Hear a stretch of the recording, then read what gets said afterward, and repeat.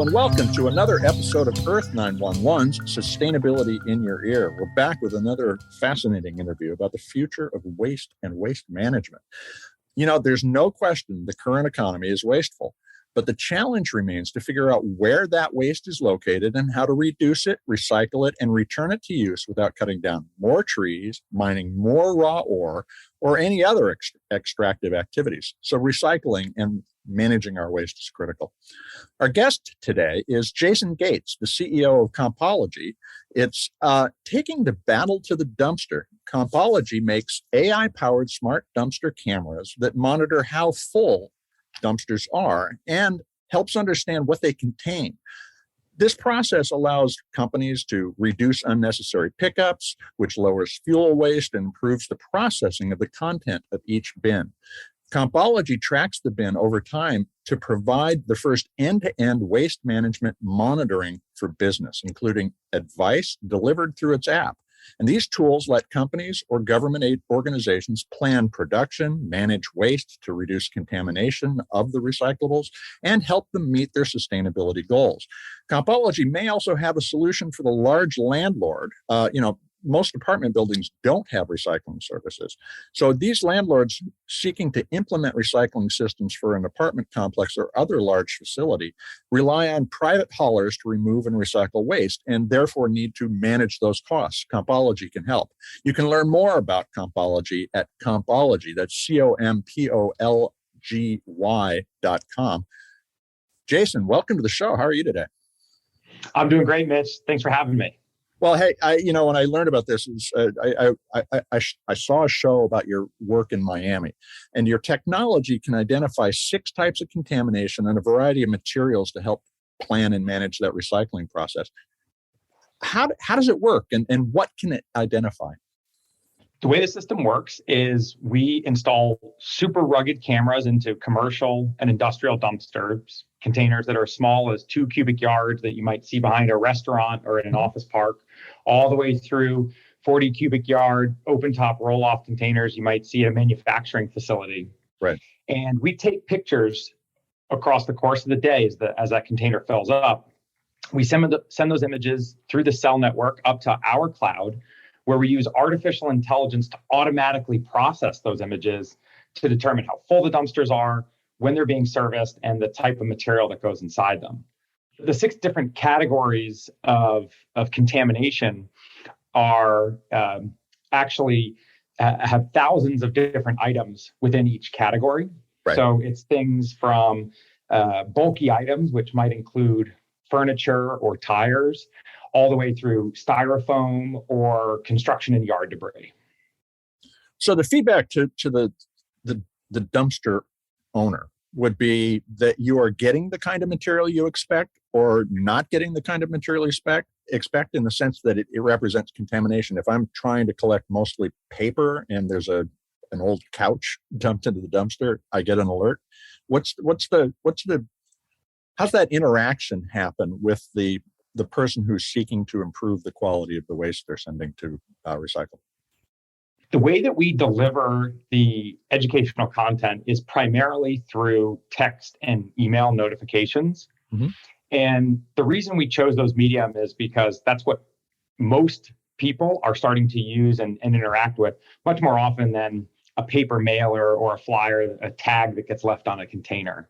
Right. And there's a fair amount of research that shows that consistent and tailored education are the 2 key components to reducing contamination levels and keeping them low over time.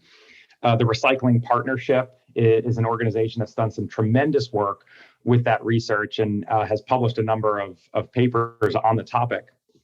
We take those same concepts and apply them at scale using that text and email notification. So practically how that looks for a restaurant manager is if their cardboard container has a tire or couch thrown in it, they would receive a text at the end of each day saying, hey, there's a couple items of contamination in your recycling container.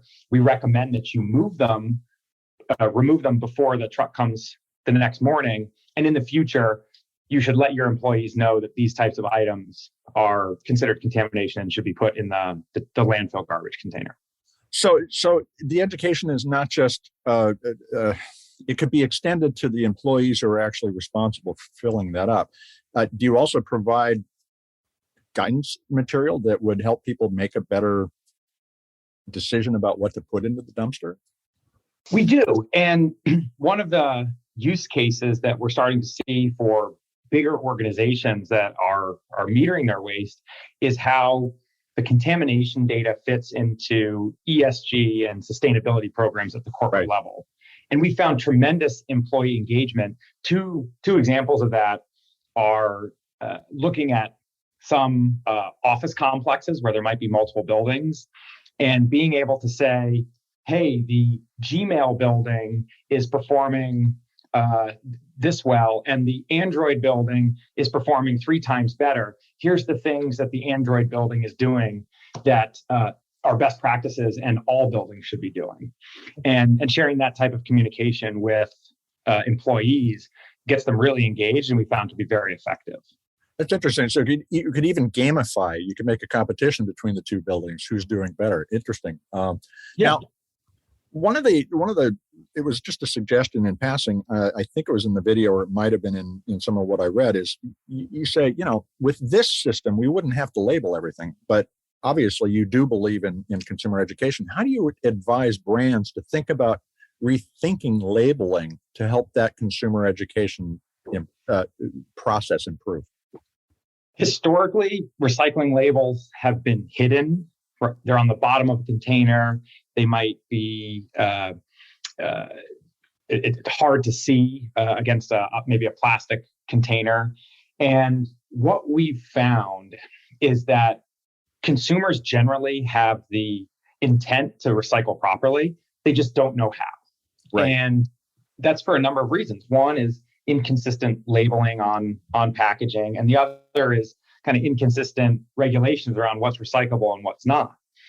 So when brands start to think about how they can contribute, a big piece is how do you integrate the recyclability of an item, of a packaging item, into the design, into the branding, and promote that something is recyclable as opposed to trying to hide it on the bottom of a bottle. The way that this translates to technology and actually supporting technologies like waste metering or even sorting technology at material recovery facilities where material is aggregated and separated into its different components, the labeling helps that technology tremendously make good decisions in terms of what's recyclable and what's contamination. And a prime example of that is with cardboard boxes. Mm-hmm. One of the items that Compology counts is cardboard. And we're seeing that 8% of what's in a landfill garbage container is actually clean cardboard that could be recycled. So one of the most common notifications we send is, hey, you should remove that cardboard and put it into your recycling container. But with more labeling on the outside of cardboard boxes, our system can more accurately detect what is cardboard and what is not, and ultimately identify more cardboard that could then be diverted from landfills. Now, can the camera also understand the spatial relationships in the bin so that if you had an uncollapsed cardboard box, which I think is one of our biggest problems, we just waste a lot of space in the dumpster, it could alert you to the fact that you need to do a better job of preparing the materials as well? That's exactly right. Uncollapsed cardboard is one of the worst offenders in terms of what we call artificial fullness. Mm-hmm. It only takes a couple uncollapsed cardboard boxes to fill up most dumpsters, and the savings opportunity from reducing service frequency just by breaking down cardboard boxes ends up being pretty impactful. You mentioned liking to talk about very practical solutions, and one of the things that Compology has found to be the most effective at reducing uncollapsed cardboard boxes is fastening a plastic box cutter to the dumpster corral or the dumpster itself for recycling, so that employees, when they take out the material, the box cutter is right there, and it's a pretty simple motion for them to break down that box before they put it in the container. A great point. Now, What other kinds of waste optimization and contamination reduction is possible, or what are the big offenders? What should people be watching for in their dumpster? The biggest offender that we see today is cardboard going into a landfill garbage container. Mm-hmm. I think there's kind of two reasons for that. One is there's a perception that they may not need a recycling service, so they only have a landfill garbage container. Right. And we see many businesses go that route where between 50 and 80% of the material they generate is actually clean cardboard. Mm-hmm. And with just a little bit of tweaking of their mix of services, they could end up saving a lot of money and divert a lot of material from landfills. I think that's a primary one and a great opportunity from some low-hanging fruit. What about food waste? Could it recognize and recommend a better use of food waste material that was being dumped in a restaurant dumpster, for instance? Well, one of the really interesting applications is for a California regulation called SB 1383, which requires the diversion of 75% of material from landfills. And organic material is one of the top opportunities there. So in recycling food waste, the contamination looks a little bit different and is quite a problem because you have everything from silverware to plates to wine bottles that end up in a restaurant's food waste container. And being able to remove that stuff dramatically increases the compostability and reuse of that material rather than having to send it to a landfill. So I think food waste is a tremendous application and one that we do a lot of work in today, specifically with SB 1383 compliance. So thinking about computer vision, you can continue to train these your systems that process the images to recognize and analyze a lot more material in these dumpsters over time. How widespread do you believe the adoption of smart camera technology is going to be? Because one of the concerns that I consistently see with both consumers and businesses that contact us is about their privacy, because the materials that they send for recycling are potential security issues. Could, for instance, the camera start saying, hey, you didn't shred your documents in order to create better security for a company? I think security is a great point and something that we take very seriously at Compology. We've implemented bank level security standards for how we collect and store our data and the data of our customers.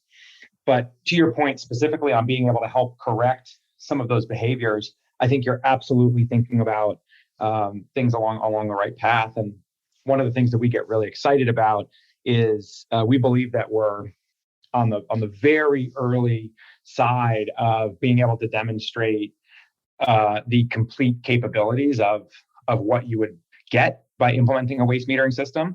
Mm-hmm. We're starting with very tactical cost savings and the low-hanging fruit when it comes to contamination, but there's the more advanced functionalities like being able to identify documents that have not been shredded and using that to notify those businesses so they can take proper corrective action that I think we'll definitely see in the future. It's interesting once you start thinking about how, if things are measured, you can optimize or improve the performance of the entire system. Everything could change. Now, tell us about what you did in Miami. It was an interesting project, and you managed to reduce the waste volume pretty significantly.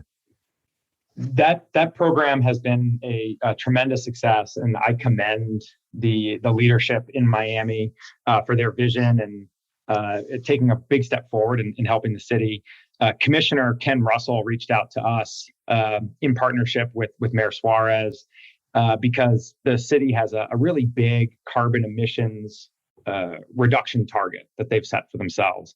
And Commissioner Russell was searching for practical applications that are off the shelf, ready to make an impact today. And we deployed a pilot program with the city in almost 40 of the city buildings. Those are police stations, fire stations, city hall, and found that 63% of those dumpsters could have their service levels reduced, which would result in a 40% cost reduction in their waste hauling costs, and ultimately, just on those buildings, save 33 tons of carbon emissions every year. So those results have been so compelling that the city is now moving towards figuring out how they can roll waste metering out on a much larger scale and include more city buildings as well as businesses that operate within the city. Now, in order for you to grow, is your primary partner going to be the waste haulers? Who do you see as critical to bringing together into a coalition to drive the adoption of smart camera technology in our waste system? We found that the biggest change makers in the industry are actually the companies that generate the waste. And so our primary customer base today are brands that have large real estate portfolios, typically that are distributed across several states or even several countries. And kind of to give you a flavor for we have over 1,300 different brands that we work with today. And they range in many different industry segments. So we have a lot of quick service restaurants like McDonald's and Wendy's. We have retailers like Nordstrom's and REI, Dick's Sporting Goods. We have more warehousing or multifamily housing operators. So the value is across all different property types, but really the kind of the key factor is that distributed real estate portfolio, and kind of the bigger their portfolio, the bigger impact that business will see and they'll be able to have on the environment and the country. So what I hear you saying too is that the data that you're generating becomes the foundation for extending all those relationships to other brands, to other steps in the value chain as well. Do you have an API, an application programming interface for folks who aren't into the tech that allows people to access your information so that app developers could start to build in connectivity to a Compology camera? Is that something that you're thinking about as your growth strategy? We do have an open API. Mm-hmm. And one of the things that I have found most rewarding in developing this technology is seeing the other really bright people who are thinking about waste and how we can improve the way the system operates. An example of that is we have some restaurant brands who pull in the data from their waste containers, and they start overlaying it with things like weather, their sales, customer reviews in their restaurants.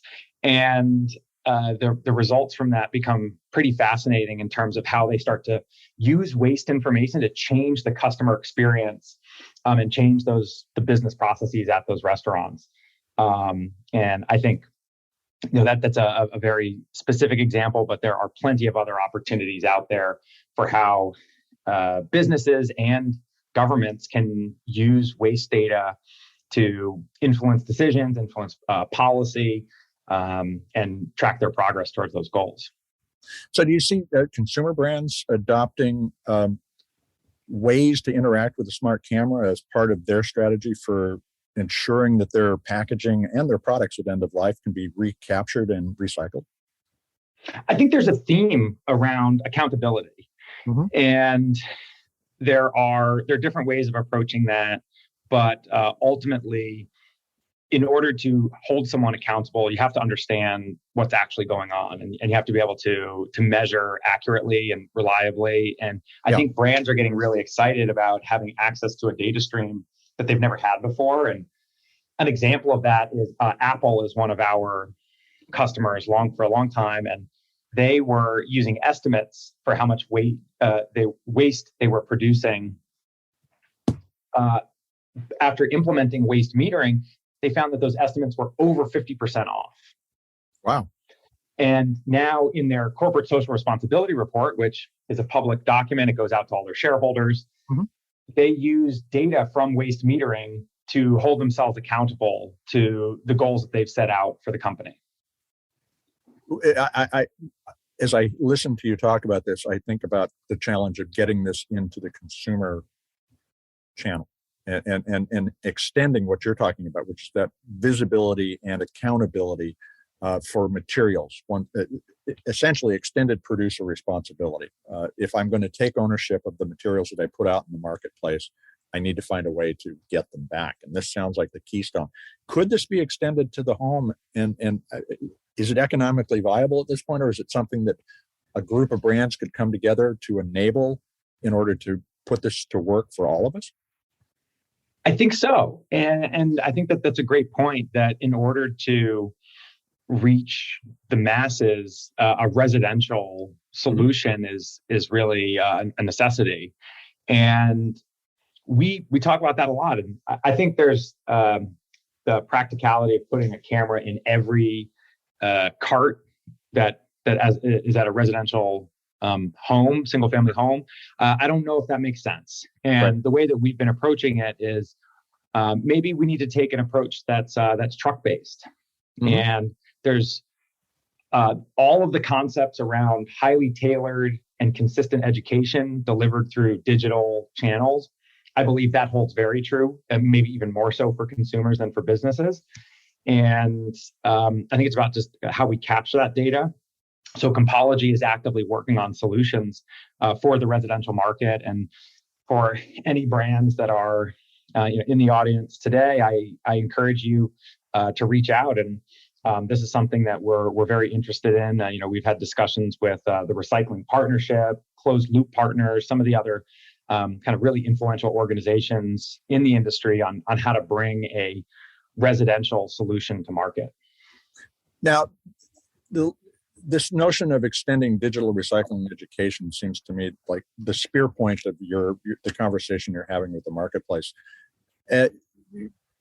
When we start, let's imagine, for instance, that I'm a brand thinking about launching a new product. Should I be thinking about integrating that kind of a educational resource into my marketing and into my packaging so that folks are actively able to think about and act on the opportunity to recycle?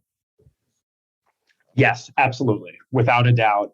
And I think we're going to, the trend has already started, and it's only going to become stronger, that consumers are going to want to see brands who advertise the recyclability of their products. Mm-hmm. And how do we take that recycling symbol and turn it into a status symbol, a badge of honor that a brand might want to make very prominent on their packaging, rather than something that they want to hide and kind of keep in the background. Well, so you're describing the challenges that we talk about every week, and it's clear that Compology has got a lot of the resources that we need to start thinking about putting out in the market. And it's going to be fascinating to follow along as you evolve. I hope you'll come back and talk with us about it more. How can a business who's listening to the show right now get in touch with you and start a conversation about what they could do? The best way to get in touch with us is through our website at www.compology.com, through our newsletter, which you can sign up for on our website to get updates about all the big events and releases in our world, and to follow me on LinkedIn. So on my personal LinkedIn page at Jason Gates.